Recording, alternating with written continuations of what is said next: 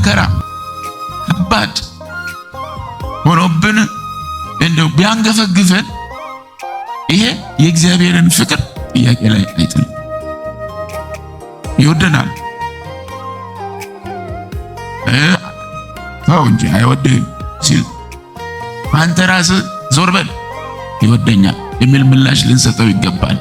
ለጊዜው የተወኝ ቢመስለኝ እንኳን ለጊዜው ፈጥኖ ያልደረሰልኝ ቢመስለኝ እንኳን አንድ ቀን ይመጣል ያወጣኛል። አውጥቶኛ አይቻቃለሁ አሁንም ያወጣኛል የሚል የመልስ ምት ለሰይጣን መስጠት ያስፈልጋል። ጠላቴ ወይ በወርቅ እነሳለሁ በጨለማም ብቀመጥ እግዚአብሔር ብርሃን ይሆንልኛልና በእኔ ላይ ደስ አይበልሽ ተብሎ እንደተጻፈው እኛም እንደዚህ አይነት ምላሽ ለጠላት መስጠት ያስፈልጋል። ምንድነው የተሰጠው ምላሽ? ብወድቅ እነሳለሁ።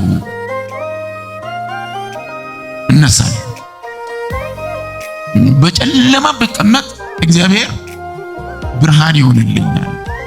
ደስ አይበልም። ጨለማ ውስጥ ዘጋውበት አይደለም አትበል። ደስ አይበልም። እግዚአብሔር በጨለማ ውስጥ ብርሃን ይሆናል፣ ብርሃን ይልካል። ክብር ለስሙ ይሁን። ይወደናል። እንደሚወደን በንግግርም ይገልጻል፣ እንደሚወደን በተግባርም ይገልጻል። መንፈሳዊው የግንኙነት መስመር መከፈት ብየዋለሁ እኔ። ሲጸልይም ሰማይ ተከፈተ ይላል። ስንጸልይ ሁላችሁም እንደምታውቁት በሰማያት የምትኖር አባታችን ሆይ ብለን ነው እንጸልይ እና ሰማይ ተከፈተ ማለት ያው የግንኙነት መስመር ነው። ከሰማይ ሆኖ እግዚአብሔር አምላክ ለልጁ ለኢየሱስ ክርስቶስ ምላሽ የሚሰጥበት እየጸለየ ነበር። የሰማይ መስኮቶች ተከፈቱ፣ እግዚአብሔር አብ ተናገረ። እንደዚህ አይነት ግንኙነት ተካሂዷል ማለት ነው። ይሄ ብቻ አይደለም። ከሰማይ መከፈት ጋር ተያይዞ የተገለጠው የመንፈስ ቅዱስ መውረድ ነው። ሰማያዊ የሆነ የእግዚአብሔር ድምጽ መምጣት ነው። የቃሉ መምጣት ነው። እግዚአብሔር ተናገረ።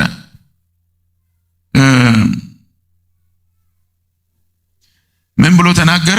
የምወድህ ልጄ አንተ ነህ፣ ባንተ ደስ ይለኛል በማለት ተናገረ። ድምጽ መጣ፣ መልእክት መጣ ከሰማይ።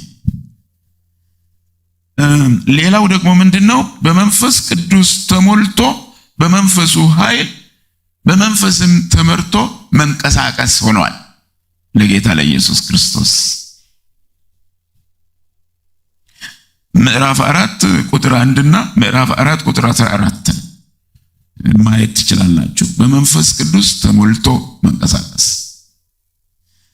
በመንፈሱ ኃይል መንቀሳቀስ፣ በመንፈስ ተመርቶ መንቀሳቀስ ሆኗል። ከዚያ በኋላ ምዕራፍ 4 ላይ እንደምታዩት ኢየሱስን መንፈስ ቅዱስ ሞልቶበት ከዮርዳኖስ ተመለሰ፣ በመንፈስም ወደ ምድረ በዳ ተመርቶ ይላል።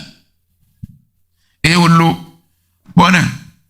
ሰማይ ከተከፈተ በኋላ ድምጽ መጣ፣ ቃሉ መጣ። ከመንፈስ ቅዱስ ጋር የሚሆን እንቅስቃሴ ተጀመረ። እግዚአብሔር ይመስገን። ሰማይን የሚከፍተው ደግሞ የሰማይ አምላክ ነው። ሰማይ ሲከፈትልን ከሰማይ አምላክ ሰማያዊ በረከቶችን እኛም እንቀበላለን። ሰማይ ደግሞ ተከፍቷል። ስሙ የተመሰገነ ይሁን። እግዚአብሔር ይመስገን። በረከቱ በእኛ ላይ መውረድ ጀምሯል። እየተባረክን እንባረካለን። ከዚህ የተነሳ እግዚአብሔር ይመስገን። እግዚአብሔር ይመስገን። ሁለተኛው የሚጸልይ ሰው በረከት ምንድነው? መለኮታዊ ሞገስና ምስክርነትን ማግኘት ነው። ከተከፈተው ሰማይ የመጣው መልእክት ምን ያመለክታል? ሞገስን፣ ተቀባይነት ማግኘትን ያመለክታል። ሰማያዊ ምስክርነትን እናያለን። የምወድህ ልጄ አንተ ነህ፣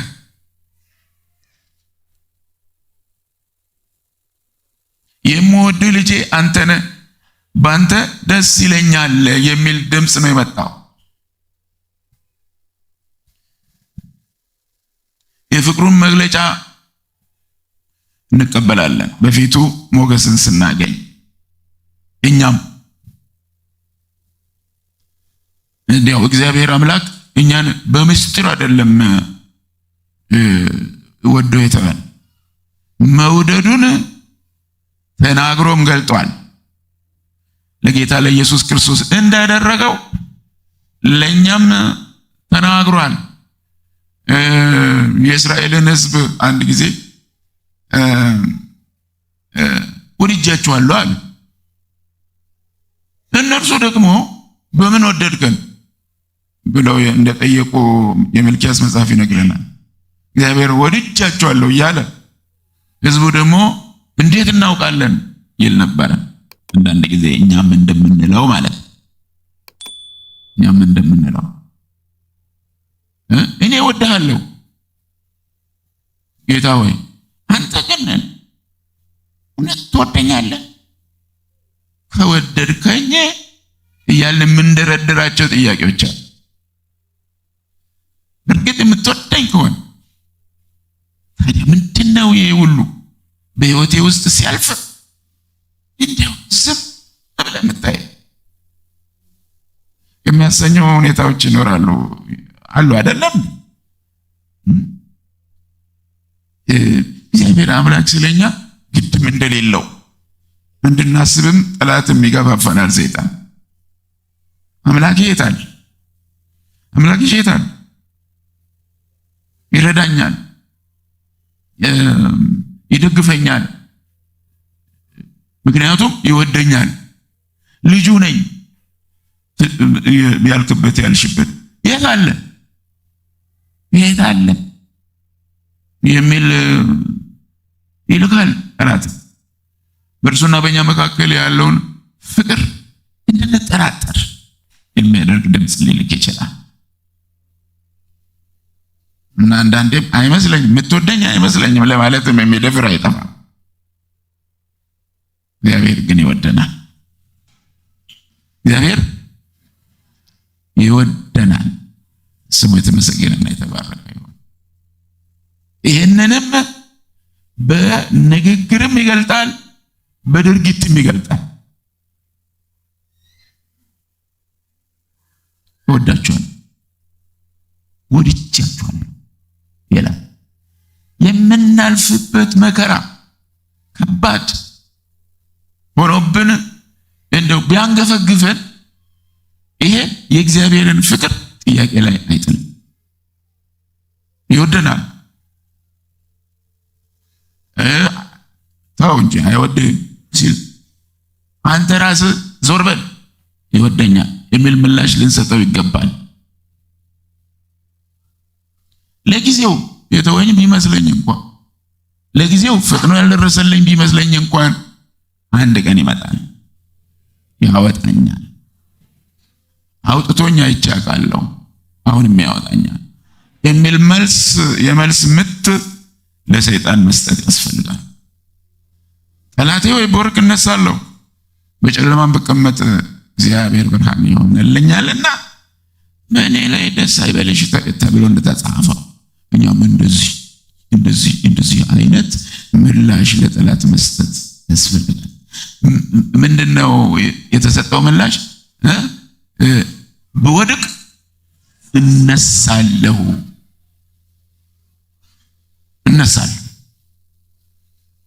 በጨለማ ብቀመጥ እግዚአብሔር ብርሃን ይሆንልኛል። ደስ አይበልም? ጎሽ ጨለማ ውስጥ ዘጋውበት አይደለም አትበል። ደስ አይበልም። እግዚአብሔር በጨለማ ውስጥ ብርሃን ይሆናል፣ ብርሃን ይልካል። ክብር ለስሙ ይሁን።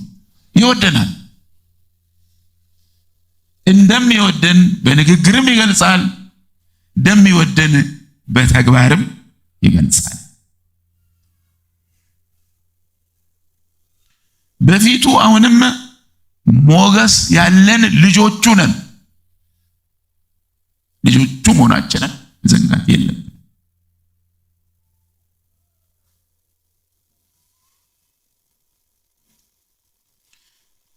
የፍቅሩን መግለጫ እንሰማለን።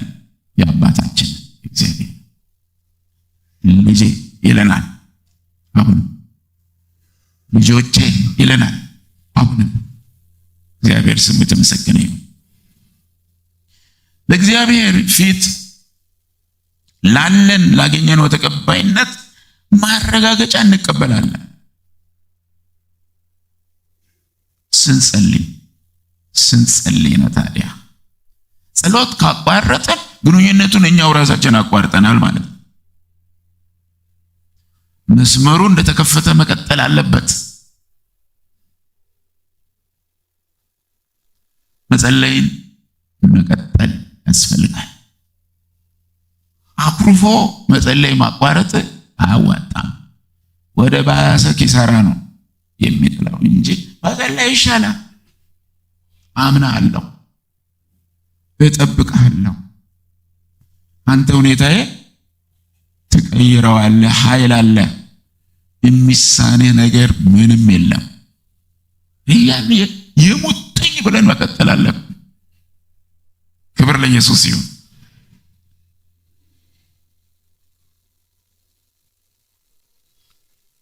ፈተና ስለበዛ መከራ ስለተፈራረቀ የእግዚአብሔር ልጆች አይደለንም ማለት አይደለም።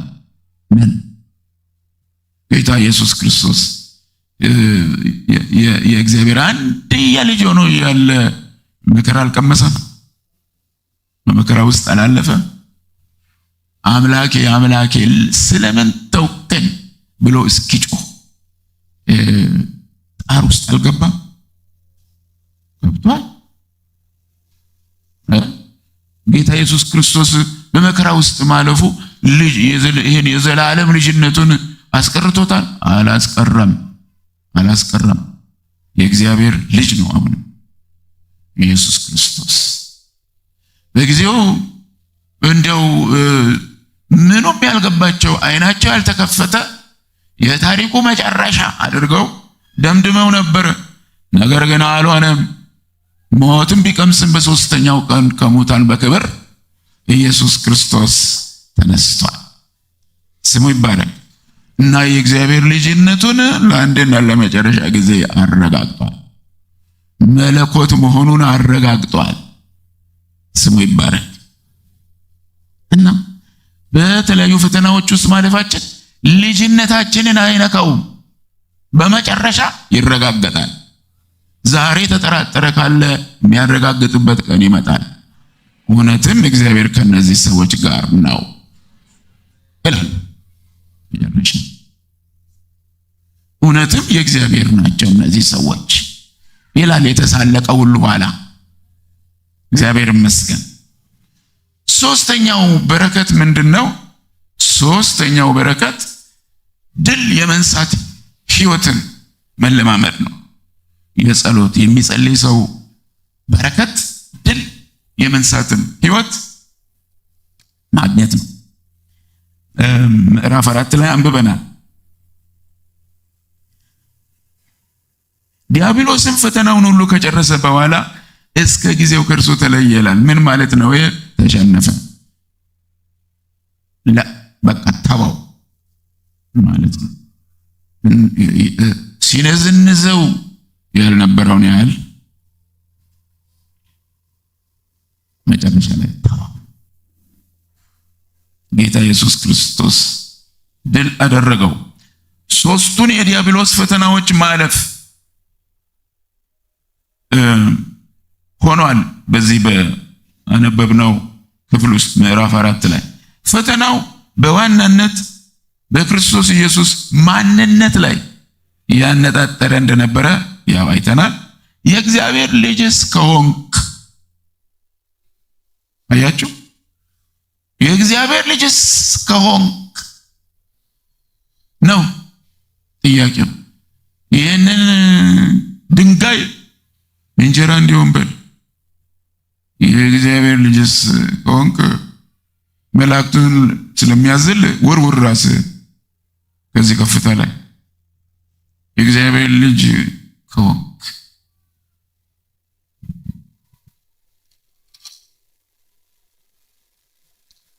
አሁን እንደተመለከትነው ማንኛውም ፈተና የሚያነጣጥረው ልጅነታችን ላይ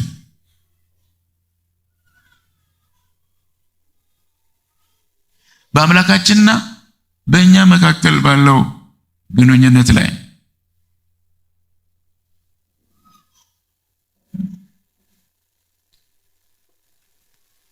የእግዚአብሔር ልጅስ ከሆንክ አለው ደጋግሞ የእንጀራ የክብርና የስልጣን የአምልኮ ታማኝነት ፈተናዎች ተከታትለው መጥተውበታል ጌታ ኢየሱስ ክርስቶስ። እንደዚህ አይነት ፈተናዎች እኛንም ሊገጥሙን ይችላል። አንዴ በኑሮ ይሞክረናል። በጎደሉ ፍላጎቶቻችን፣ ባልተሟሉ ፍላጎቶቻችን ይፈትነናል። ዛሬም ቢሆን ሌላ ጊዜ ደግሞ በክብርና በስልጣን ይፈትነናል።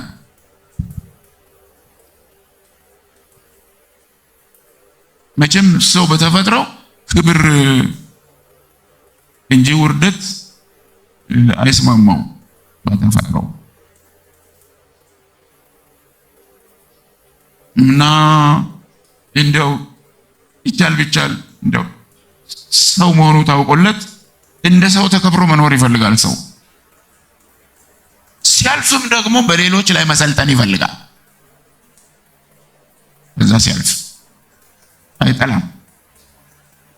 ተሾመሃል፣ ስልጣን ተሰጥቷል የሚል ደብዳቤ ሲያገኝ ደስ የማይለው ማን ነው?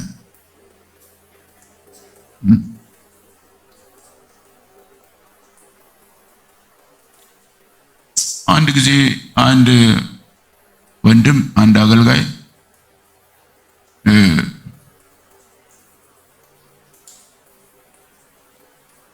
ለፓስተርነት ሊጸለይልኝ ነው እና ባክናልኝ ብሎ ጋበዘኝ። የደስታው ተካፋይ እንደሆን ጭምር ነው። ለነገሩ አይመቸኝም። የዛለት ከመጣሁም እንኳን ደስ ያለ ሳይሆን ምልህ ጌታ ይርዳህ ነው ምለው።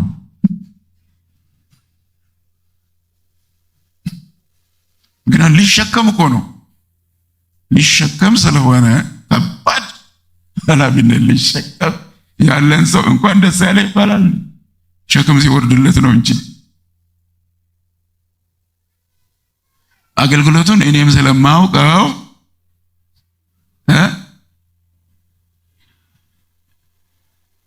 የዋዛ አገልግሎት አለመሆኑን ስላየሁት እንግዲህ ጌታ ይርዳህ እላለሁ ብመጣ ነው።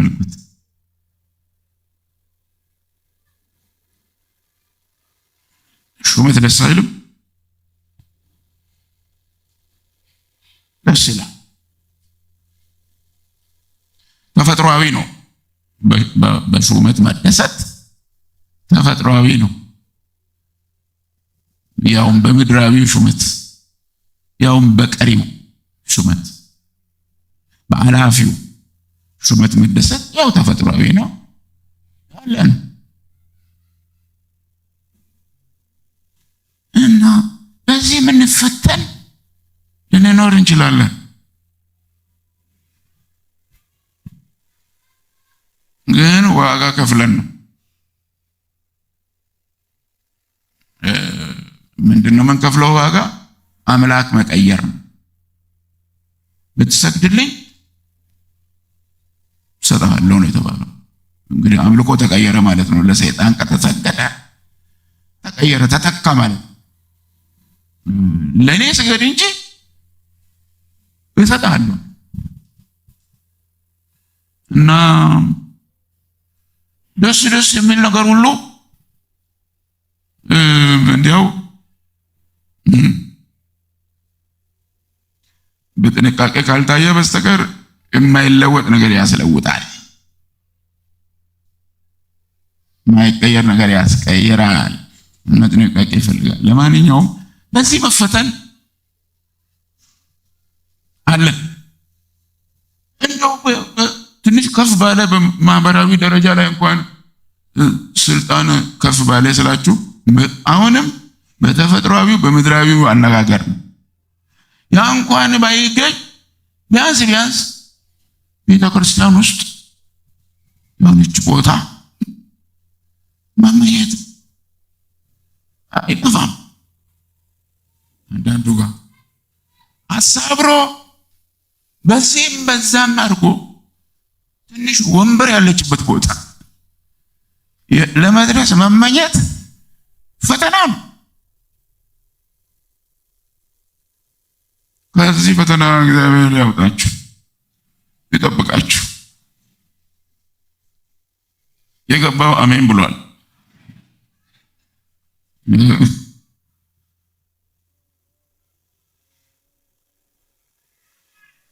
አዎ ፈተና። እነዚህን ሁሉ ፈተናዎች ድል በማድረግ የሚያልፍ ማን ነው? ከአምላኩ ጋር የጠበቀ ህብረት፣ የጸሎት ህብረት ያለው ድል ያደርጋል። የሚጸልይ ሰው ሌላው በረከት ይሄ ነው። የድል አድራጊነት ህይወት። ከወጥመድ እያመለጡ ማለፍ፣ ከውድቀት እየተረፉ ማለፍ፣ ይህ በረከት ነው። እግዚአብሔር የተመሰገነ ይሁን። እነዚህ እንግዲህ የሚጸልዩ ሰዎች የሚቀበሏቸው የእግዚአብሔር በረከቶች ናቸው። ከዚህ ሁሉ ትምህርት በመውሰድና የጌታን የኢየሱስ ክርስቶስን ፈለግ በመከተል እኛም የጸሎት ሰዎች ልንሆን ይገባል።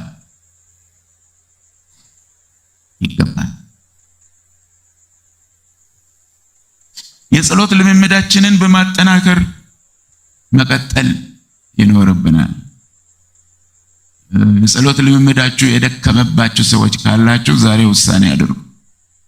የደከመባችሁን ለማጠናከር፣ የቀናነሳችሁትን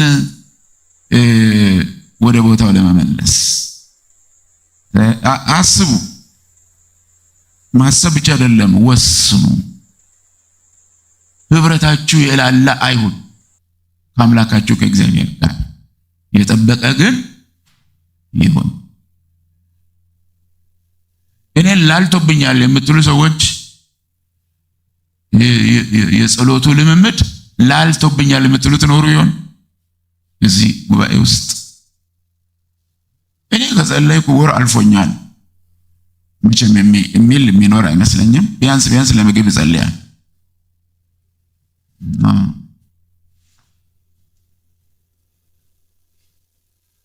የጧት የማታው ጸሎት ግን ከተረሳ ቀናት ያለፉበት፣ ሳምንታት ያለፉበት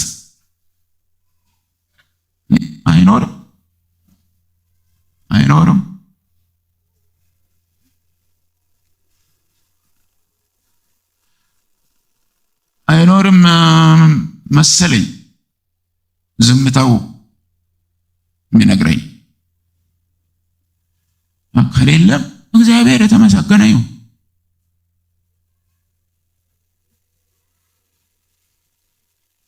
እኔ መላችሁ በዚሁ ቀጥሉ ነው። በዚሁ በተጠናከረ የጸሎት አያያዝ ቀጥሉ። የእግዚአብሔር የአምላካችን በረከቶች በዕድሜ ዘመናችሁ በላያችሁ ላይ ይወርዳሉ። እግዚአብሔር ይመስገን። በላይኛው የግንኙነት መስመር ውስጥ ያልገባን እንግባ። የግንኙነት መስመሩ ጸሎት ይባላል። የመነጋገሪያ መስመሩ ጸሎት ነው የሚባለው። ወደ ጸጋው ዙፋን ፊት መቅረብን እናዘወትር።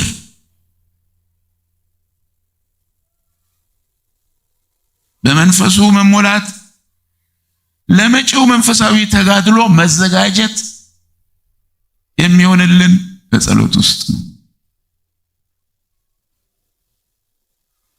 የሚያበረታታ ድምፅን መቀበል ከአምላካችን፣ ፈተናዎቻችንን በድል ማለፍ ይሆንልናል። ከድል ወደ ድል መራመድ ይሆንልናል። ስሙ የተባረከ ይሁን። እንግዲህ ሞኛ እንሁን። ይህንን መስመር መጀመሪያ እንወቅ፣ በመቀጠል መስመሩ ውስጥ እንግባ። ከጸሎት የምንሸሽ ሰዎች ካለን መሸሽ ኪሳራ ነው መጨረሻው። ወደ ጸሎት እንሩጥ እንጂ ከጸሎት አንሽሽ። ኑ እንጸልይ የሚል ጥሪ ሲደርሰንም ሁኔታ አመቻችተን እንደምንም ጸሎት ወደሚደረግበት ቦታ እንሂድ። ምን ለማድረግ? ለመጸለይ። ያው ብዙዎቻችሁ ታውቃላችሁ ሰው ብዙ ቦታ ኑ እንጸልይ ሲባል የሚመጣው ቁጥሩ አነስ ያለ፣ ኑ ይጸለይላችኋል፣ አንድ የሚጸልይ ጋብዘንላችኋል ሲባል ተጠራርቶ ይመጣል። ለመጸለይ ደካማ፣ ለማጸለይ ትጉ የሆነ ይመስላል ብዙ ሰው። እንጸልይ ሲባል ነው እንጂ መሮጥ ተገኝቶ ነው እንዴ? እንጸልይ ሲባል የሚሮጥ ብልህ ነው ከዛኛው ይልቅ። እርግጥ ያኛው ብልህ ነው፣ ግን የዚህኛው ይበልጣል። እግዚአብሔር በጸሎት ስትቀጥሉ ሳለ በረከቱን ይላክላችሁ ለዕድሜ ልካችሁ። የግንኙነት መስመራችሁ በገዛ እጃችሁ አይቋረጥ፣ አይዘጋ። መስመሩ ክፍት ይሁን ሁሉ ጊዜ። እግዚአብሔር መቼም አይዘጋው፣ እኛ ነን የምንዘጋው። እና በዚህ እግዚአብሔር ይባርካችሁ፣ ይርዳችሁ። በዚህ ያበቃለሁ ማለት ነው።